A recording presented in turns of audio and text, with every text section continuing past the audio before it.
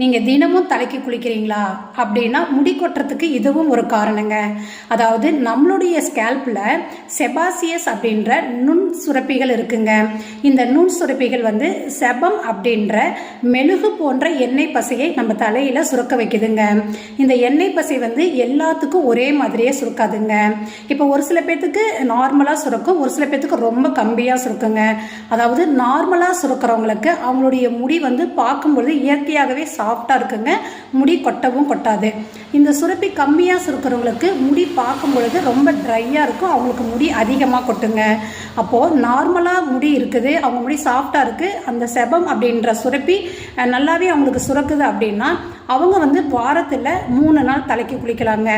இந்த சுரப்பி ரொம்ப கம்மியாக சுரக்குது அப்படிங்கிறவங்களுக்கு, அதாவது ட்ரை ஹேராக இருக்கும், இது ரொம்ப கம்மியாக சுரக்கிறவங்களுக்கு அவங்க முடி ரொம்ப ட்ரையாக இருக்கும். அந்த மாதிரி முடி இருந்துச்சு அப்படின்னா அவங்க வாரத்தில் 1 நாள் குளிங்க.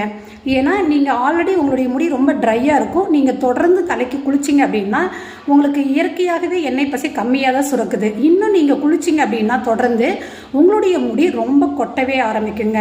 இது போன்ற டிப்ஸ் தெரிஞ்சுக்கணும் அப்படின்னா நம்மளுடைய பேஜை ஃபாலோ பண்ணுங்கள். தேங்க்யூ உறவுகளே.